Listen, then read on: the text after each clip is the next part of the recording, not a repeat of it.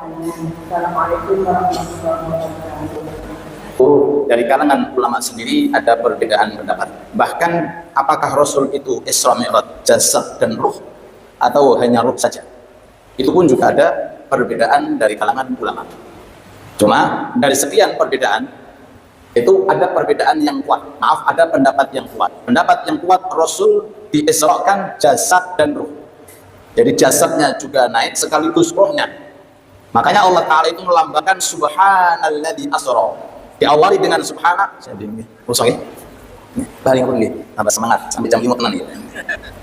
Makanya Allah Ta'ala melambangkan pakai subhana. Subhana itu adalah ibadah lisan ketika melihat ta'ajub dan keheranan. Kalau tidak heran dan ta'ajub, hal yang mengherankan, tidak mungkin Allah Ta'ala memulai dengan subhana. Dan kita tahu Al-Quran itu hak. Alif lam mim dzalikal kitab la raiba fi. Ayo, ta'ajub mana jenengan? Nabi Isra Mi'raj pakai ruh saja atau jasad dengan ruh? Jasad dengan ruh, itu yang mentakjubkan. Kalau cuma ruh saja, itu orang mimpi banyak. Tapi ini jasad dan ruh. Dan lebih mentakjubkan lagi, tembus langit yang pertama ketemu dengan Nabi Adam, langit yang kedua Nabi Yahya dan Isa, langit ketiga ketemu dengan Nabi Yusuf, Nabi itu sampai kepada Nabi Ibrahim, itu pakai jasad, bahkan pakai baju dan sendalnya beliau nggak ketinggalan, diangkat sampai ke langit. Allahumma sholli ala Muhammad. Terus sesuai dengan lambang subhana, agar serasi dengan kata-kata subhana, pendapat yang kuat mengatakan Rasulullah Isra dan Mi'raj menggunakan jasad sekaligus ruh tanpa merendahkan pendapat yang mengatakan hanya menggunakan ruh. Yang kedua, masalah muwajah. Kita tahu istilah ketemu dengan Allah itu kalau bahasa kita berarti orang yang sudah meninggal dunia, alias inna lillahi wa inna ilaihi raji'un. Tapi ini betul. Ini ketemu dengan Allah menggunakan kedua mata, kondisi masih hidup.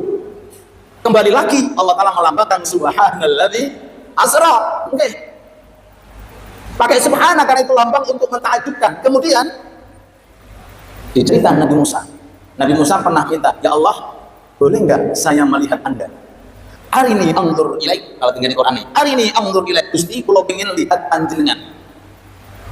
Qala lan tarani. Musa, kau tidak akan bisa melihat aku. Cuma tolong kau lihat gunung itu. Kalau nanti cahayaku aku pantarkan ke gunung itu, kemudian gunung itu tidak meletus, maka kamu akan melihat. Artinya Allah Ta'ala memberikan peluang iso, cuma syaratnya nih gunung itu bukan meletus. Loh, bukan kok tidak mungkin. Mungkin, cuma syaratnya gunung itu jangan meletus. Falamma tajalla rabbuhu lil jabal ja'alahu dakkan. Ketika Allah memancarkan cahaya ke gunung, gunung itu meletus dan Nabi Musa pingsan seketika. Ulama mengatakan Allah memberikan peluang kepada Nabi Musa bisa melihat dengan syarat gunungnya harus utuh, menunjukkan bisa melihat di dunia. Cuma kebisaan itu hanya diperuntukkan untuk Nabi kita Muhammad sallallahu alaihi wasallam. Ketiga, ini tidak ada kaitannya tentang iman. Artinya kalau ada orang saya nggak percaya, nggak ada masalah. Karena bukan termasuk inti rukun iman. Rukun iman itu apa? Iman Allah, iman Rasul, iman kitab, iman hari akhir, iman qada dan takdir, iman kepada malaikat. Kalau seandainya ada orang saya nggak percaya, itu haknya. Tapi jangan menyalahkan orang yang percaya, karena memang dasarnya di dalam Al-Quran juga disebutkan. Oke, kalau kita pun jelas. Allah Ta'ala. Mi'raj itu terjadi 1,5 tahun sebelum hijrah.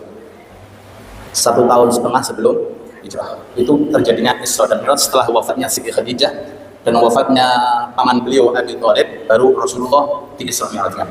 Nah, di berbagai peristiwa mulai dari Masjidil Haram sampai ke Baitul Maqdis itu ada peristiwa-peristiwa banyak. Di antaranya Rasulullah disuruh singgah ke tempat kelahiran Nabi Isa, namanya Bethlehem. Jibril berkata, "Ya Rasulullah, sholatlah di sana, sholatlah di sana." Sholat. Terus berjalan ada di Tur Sina, gunung Tur Sina yang diterangkan dalam firman Allah, "Wattini wazzaitun wa tur." Di situ Tur Sina, gunung di mana Nabi Musa itu bertransaksi, bermunajat kepada Allah. Jibril berkata, "Sholatlah di sana." Dua tempat. Kemudian singgah di Thaibah. Thaibah itu adalah Madinah zaman dahulu, namanya Thaibah. Setelah Rasulullah hijrah dipindah dengan Madinah. Kata Rasulullah, "Sholatlah di sini. Dan ini tempat hijrahmu sekaligus tempat wafatmu." Maksud saya, berarti ada ibadah sholat sebelum 5 waktu. Bahkan dalam kitab-kitab sejarah, sholat 5 waktu dulu sudah ada. Di zaman para anbiya sebelum Kanjeng Nabi itu sudah ada. Cuma 5 waktu sehari semalam itu tidak ada. Adanya untuk kita sebagai umat Nabi Muhammad SAW. Nabi Adam sholatnya subuh, ada riwayat. Nabi Sulaiman sholatnya maghrib. Dan per Nabi, per Rasul dikasih sholat satu. Nah, kalau kalian menjenengan karena umat istimewa, diistimewakan oleh Allah Ta'ala mendapati 24 jam kewajiban sholat 5 waktu. Ini yang pertama. Dan yang kedua, tidak hanya sekedar sholat saja, bahkan ibadah zaman dahulu, khususnya di zaman Nabi, itu Nabi sering-sering bertafakur. Bertafakur itu berintrospeksi, sehingga di antara tempat kholwahnya Kanjeng Nabi ingin menikah gua Hira. Gua apa? Hira. Itu saya pernah naik itu, sekali ya. Masya Allah, tingginya luar biasa. Ya. Dalam dari kota Yaman ke Mekah cuma 2 jam. 2 jam awal. Dari Yaman ke Mekah 2 jam perbatasan ini. Melebunnya ya sehari semalam. Naik apa? Naik bis. Nah, itu gua Hira, itu kalau jenengan lihat itu kalau dihadapkan itu pas menghadap kepada Ka'bah.